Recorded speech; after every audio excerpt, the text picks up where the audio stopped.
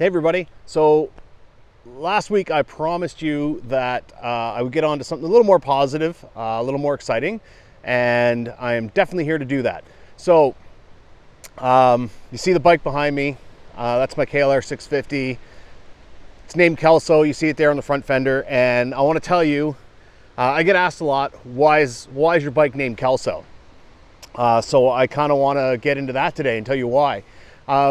The first assumption is that I'm a huge That 70s Show fan. And yeah, I'll say I'm a fan of the show, but I wouldn't call myself a huge fan. So people always go, oh, okay, Kelso, like Michael, Kelso, makes sense. Not at all why I named that bike Kelso. So I'm going to go back to the first week or 2 weeks of my trip in 2018. I was in Rock Harbor, Newfoundland, so that's within Gros Morne National Park, and I'm at the hotel bar. There's the big thing going on where they're screeching people in. There's a guy there, does a bit of comedy show music, and he invites people to come up and sing. And this young guy from Maine, of all places, so young American guy, gets up, and he's a huge Stan Rogers fan, and he sings the song Northwest Passage.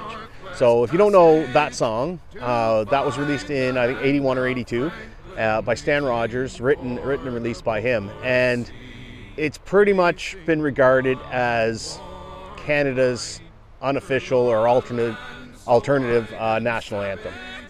And it's all about the explorers who charted Canada from east to west, Franklin, who was searching for the Northwest Passage, and how it relates to Stan Rogers, talking about touring across Canada and covering some of the same ground. So I highly encourage you to check it out.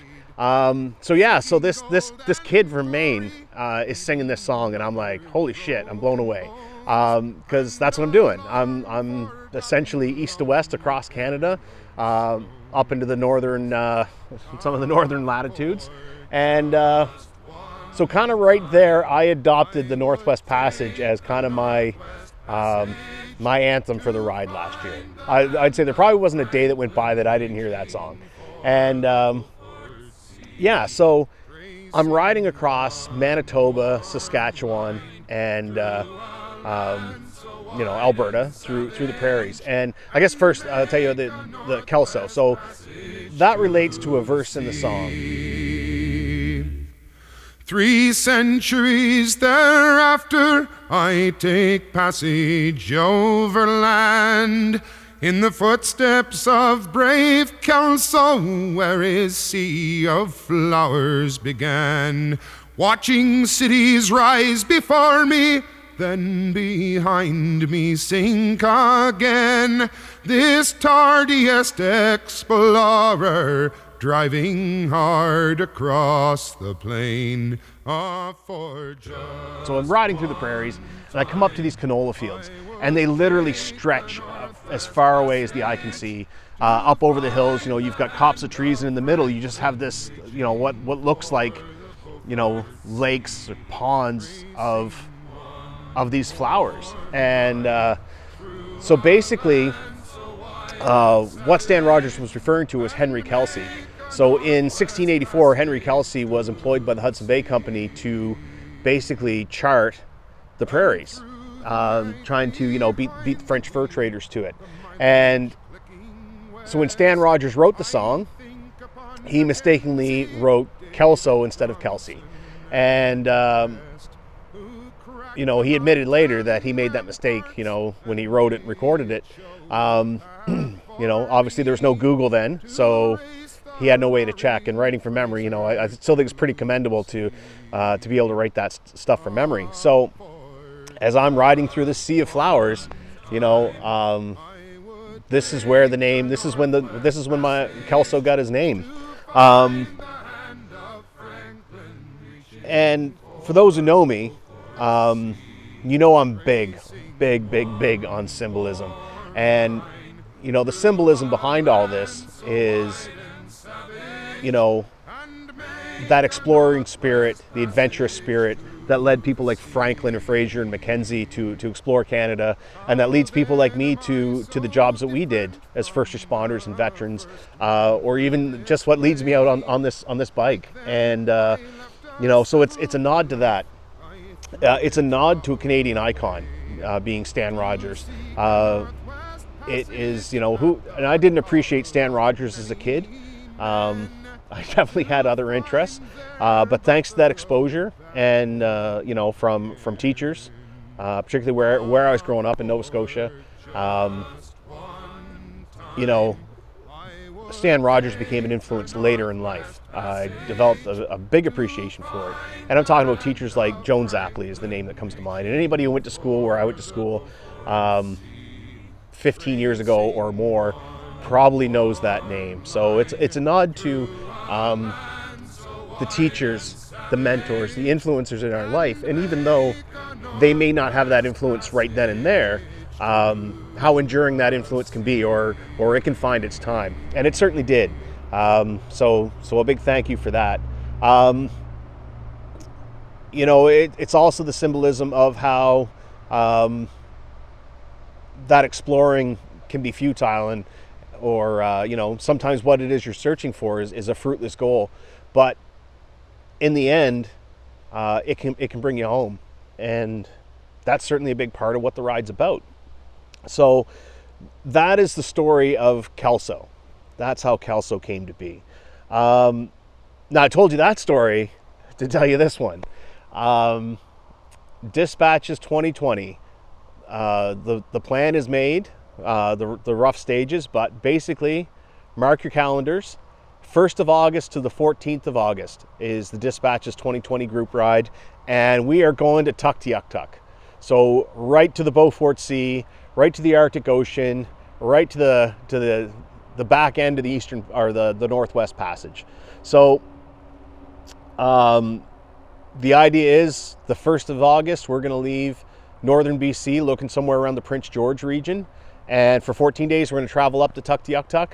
So you're going to be on the Alaska Highway, the Dempster Highway, and then we're going to come back, Whitehorse on the way up, back through Watson Lake on the way back, back into northern BC. So we're talking about 6,500 kilometers. Lots of dirt road, not a lot of amenities. So 12 riders maximum is what we'll be taking on this. And, just so we're aware, it's an adventure ride. We're talking early mornings, we're talking late days, we're talking lots of saddle time, we're talking challenging riding conditions. So these are the things you need to be ready to overcome if you want to be a part of this. So, last year we did the St. Lawrence Loop, and I had two guys come out with me, Paul and Frank, and unfortunately Paul couldn't make it the entire way because of technical issues, but I would love to see Paul and Frank come back. So this is me throwing the gauntlet down a little bit and saying, hey, you came out for the St. Lawrence Seaway. How about you come out for the Northwest Passage? And so that's 3 of us. So that if they take me up on that, we got 9 places for 9 riders. And over the coming weeks, I'll be coming out with a lot of the details of that. But those dates, August 1st to August 14th, are firm. So if you want to come on out, get in touch. Think about how you're going to get that time off, how you're going to get your bike out to BC and back. I'll give you a hint, I'm taking the long way there and back. So there'll be more to follow on that. But that's it. Dispatches 2020, the Northwest Passage, on the way to Tuktoyaktuk. I hope to see 11 other smiling, happy faces there with me, people who are ready to take on the challenge. In addition to that, the other part of it, the outreach part of it, the part of Dispatches that's about sharing your story, sharing your struggles, and breaking down the stigma surrounding PTSD still stands. I'm still looking for people who are willing to get on camera and share their story, share their struggles, share their successes, so that we can use those interpersonal connections to really break down the stigma surrounding PTSD. Again, as I make my way out to BC next year and back, I'll be looking to connect with as many people as I can, so stay tuned for more details on that. Feel free to get in touch if you're anywhere in Canada, and hopefully, obviously we can't go everywhere, but I'm going to do my best to hit as many places as I can, especially in those places I'm going to find veterans and first responders. So, yeah, that's it, guys. I've been hammering out the planning the last couple weeks, getting routes sorted out, getting timelines sorted out, and man, I can't wait to get back on Kelso, and I cannot wait to see the Arctic Ocean. So, you know, I'm hitting 3 oceans next year. There it is. There's my personal challenge to myself. I am going to dip one of Kelso's tires in the Atlantic, the Arctic, and Pacific Oceans. So yeah, that's Northwest Passage. That's Dispatches 2020, and I will talk to you guys next week. Cheers. Tracing one warm line through a land so wide and savage, and make a Northwest Passage to the sea.